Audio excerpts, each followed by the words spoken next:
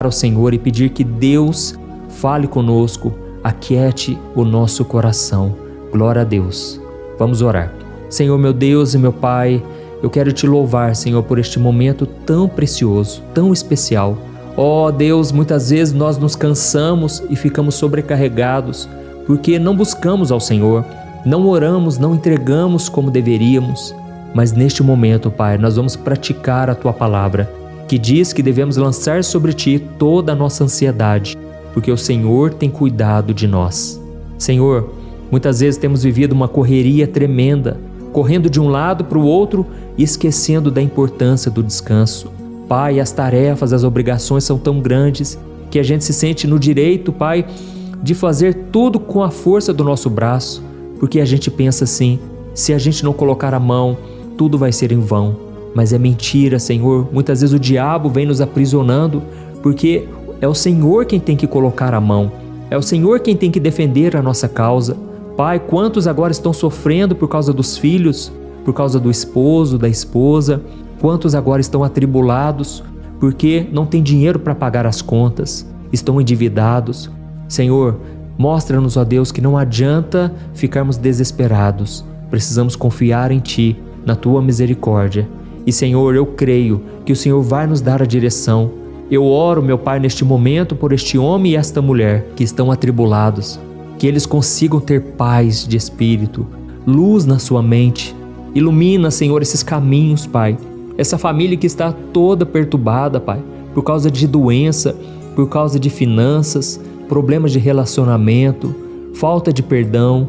Ó Jesus, só o Senhor pode nos dar a verdadeira paz, que excede todo o entendimento. Pai, neste momento nós oramos e te pedimos, Senhor, derrama da Tua graça, Senhor. Tira de nós todo o peso, Pai, toda a opressão. Quantos agora, meu Pai, estão atribulados, Pai, não estão conseguindo encontrar equilíbrio no trabalho, no descanso, na família. Quantos agora, Pai, têm agido com falta de paciência, têm magoado e ferido pessoas porque estão tristes consigo mesmos. Elas estão insatisfeitas, infelizes e com isso estão ferindo e magoando outras pessoas. Senhor, não nos deixe cair nesse erro, Pai. Não deixe a gente, Pai, destruir relacionamentos, prejudicar a nossa própria vida. Queremos, meu Pai, a Tua presença acima de tudo e que o Senhor nos dê domínio próprio, que é o fruto do Espírito Santo. Ó Senhor, eu estendo as minhas mãos agora e eu abençoo este homem e esta mulher que tem orado comigo diariamente e tem Te buscado. Pai, não deixe eles desistirem dessa corrente de fé, de oração, mas que o Senhor sustente, Pai, a cada um. É a Tua palavra que nos dá renovo, que nos dá ânimo para seguir em frente.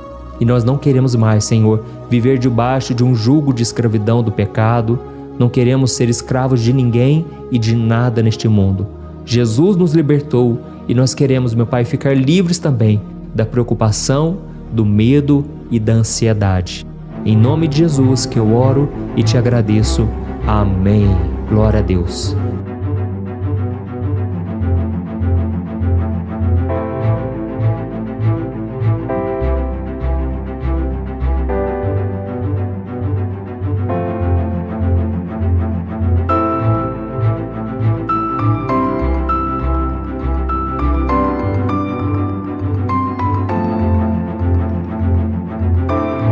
Glória a Deus. E para começarmos a mensagem de hoje, eu quero ler um versículo que está no Salmo 127, o versículo 1 e o versículo 2. Preste atenção.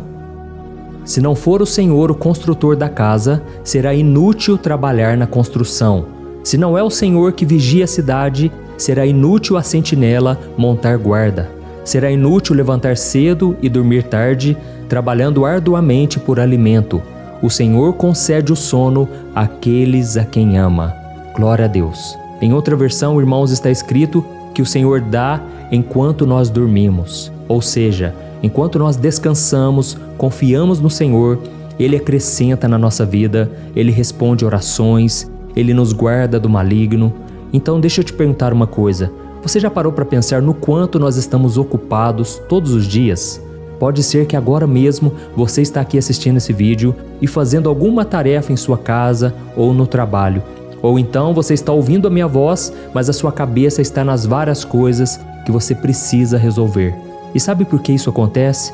Isso acontece porque nós vivemos em uma sociedade que valoriza a produtividade acima de tudo. E ela sempre critica aqueles que não seguem essa regra. Teve uma época que eu estava visitando algumas empresas, orando, evangelizando, e eu me deparava muito com funcionários desanimados, cabisbaixos, porque muitas vezes eles são cobrados por resultados, sabe? Isso é cansativo, isso é frustrante. Imagine uma pessoa que fica o tempo todo com medo de ser mandado embora porque não está conseguindo ter resultado. E assim é o mundo em que nós vivemos. E por mais que a gente dê o nosso melhor, muitas vezes as pessoas não reconhecem isso. E esses dias eu estava conversando também com um irmão que tinha sido demitido de uma fábrica em que ele trabalhava porque o filho dele tinha nascido e ele não podia fazer tantas horas extras à noite como seu chefe queria. Ele precisava ajudar a esposa com o bebê e acabou ficando desempregado. Irmãos, aquilo para ele foi terrível. Foi uma notícia que abalou toda a família. Então a verdade é que nós muitas vezes somos obrigados, seja pela sociedade ou por nós mesmos, a correr o tempo todo. Porque a gente acha que somente assim nós seremos bem-sucedidos e conquistaremos nossos objetivos, não é verdade? Quantas vezes você olha para a sua carteira, para a conta no banco e você pensa, eu preciso trabalhar mais, eu preciso fazer um novo serviço, eu preciso fazer um bico ali, eu preciso ter um segundo emprego, porque muitas vezes não sobra o dinheiro. Só que, irmãos, nós também não podemos nos desgastar ao ponto de sacrificar a nossa saúde e a nossa família e principalmente o nosso relacionamento com Deus. Quantas pessoas hoje trabalham tanto que elas não têm tempo para buscar ao Senhor? Às vezes o momento de oração aqui que nós fazemos, que dura alguns minutos, para a pessoa parece que é uma eternidade. E a pessoa coloca na velocidade 2 vezes, seja no WhatsApp também, a pessoa não tem tempo para nada. Irmãos, nós precisamos entender que é no descanso que Deus faz acontecer. Enquanto você colocar a mão, Deus não colocará dele. Deus muitas vezes fica esperando nós descansarmos no Senhor, confiarmos nele para que ele trabalhe em nosso favor. Amém? Nesse versículo que eu li para você está escrito que se Deus não for o construtor da casa, vai ser inútil trabalhar na construção. Se o Senhor não for o vigia da cidade, vai ser inútil colocar sentinelas, ou seja, guardas para protegê-la. E será inútil também levantarmos cedo e dormirmos tarde, trabalhando arduamente pelo alimento, porque é o Senhor quem acrescenta na nossa vida. Amém? Você está entendendo essa mensagem? Escreva aqui nos comentários: Pastor, Deus está falando comigo. Pastor, eu preciso dessa mensagem. Glória a Deus. Irmãos, quando a gente lê o livro de Gênesis, nós percebemos que até mesmo Deus, depois de 6 dias de trabalho, criando o universo, criando a natureza, toda a terra, o Senhor tirou um dia para o descanso, para nos dar o exemplo. E no 7º dia o Senhor descansou de todo o trabalho que ele tinha feito. Agora me diga uma coisa, se até o Deus Todo-Poderoso, ele fez uma pausa de trabalho, depois do trabalho, quem somos nós para ignorarmos a necessidade de descanso? Quem somos nós para acharmos que podemos acrescentar um dia que seja a nossa vida, 1 minuto que seja? Irmãos, nós precisamos olhar também para Jesus, porque quando vemos o ministério dele, a maneira como ele trabalhava, como ele agia, nos mostra que muitas vezes Jesus, apesar da demanda, apesar da quantidade de pessoas que ele atendia, ele sempre retirava um momento para o descanso. E um exemplo muito conhecido disso é quando ele estava no barco com os discípulos e uma grande tempestade se formou. E enquanto os discípulos estavam ali apavorados porque veio uma tempestade, Jesus estava dormindo calmamente.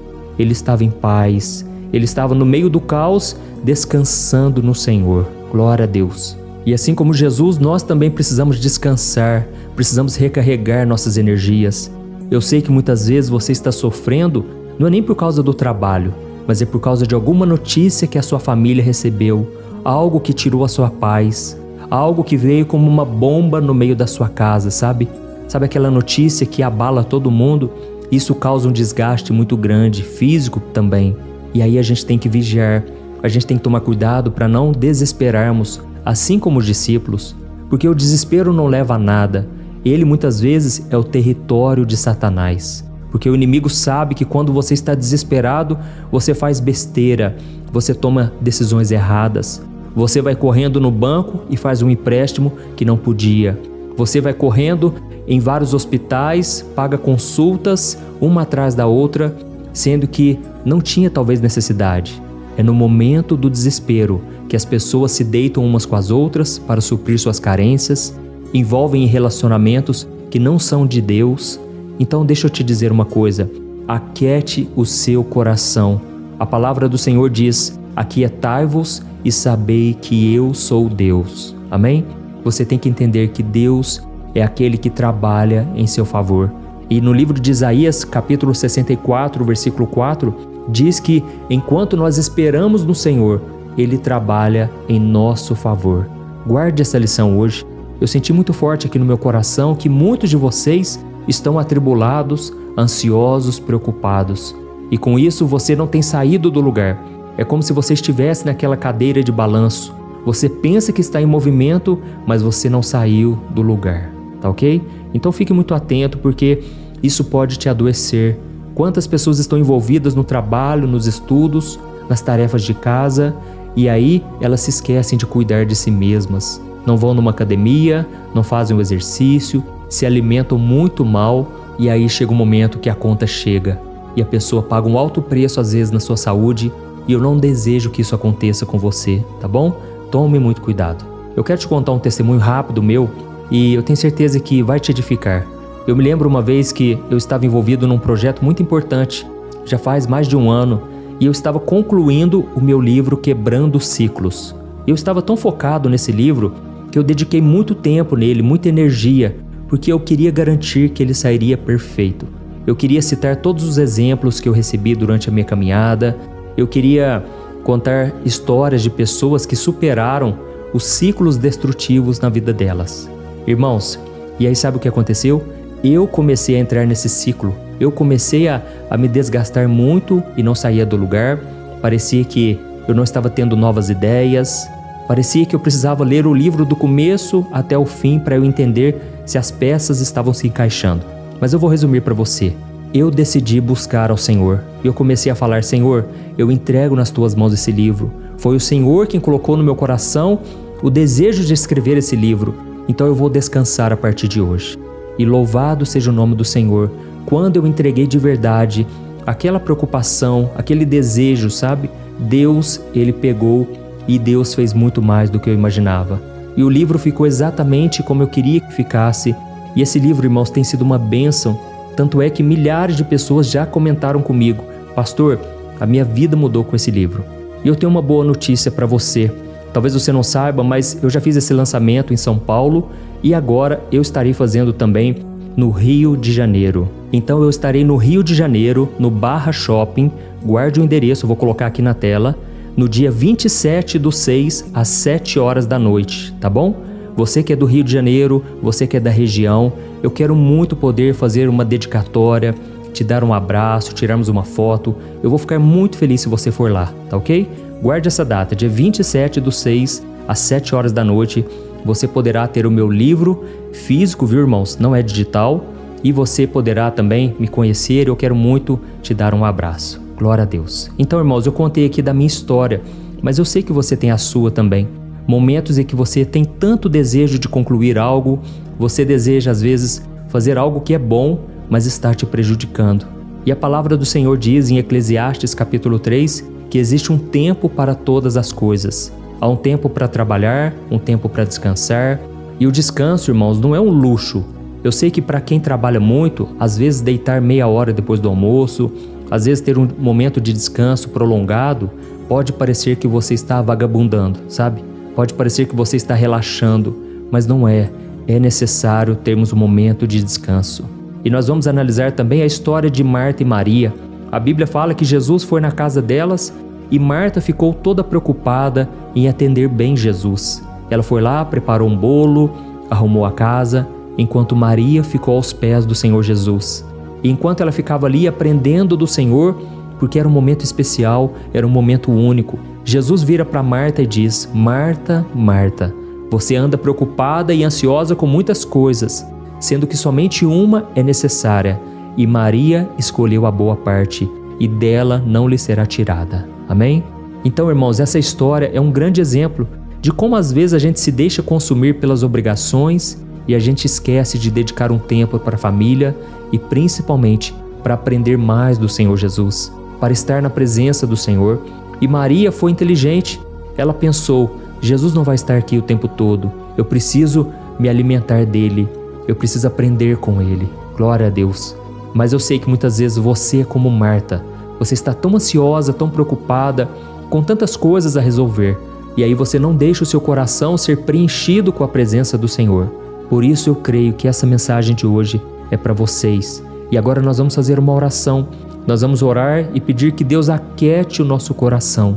E de acordo com a Bíblia, você só vai ter essa paz de verdade se você entregar e se você agradecer ao Senhor e deixar nas mãos do Senhor tudo que é para deixar. Não tome de volta o seu problema, tá ok? Eu falo isso porque tem muitas pessoas que oram, mas passa 5 minutos, a pessoa volta a se preocupar com aquilo. E aí quando alguém chegar para você agora, depois dessa oração, você vai dizer: esse problema não é meu mais. Eu não vou me preocupar mais com esse problema. Eu vou simplesmente agradecer ao Senhor, porque Ele está cuidando disso para mim. Amém? Glória a Deus. Eu espero que você tenha gostado dessa mensagem e agora nós vamos orar. Nós vamos buscar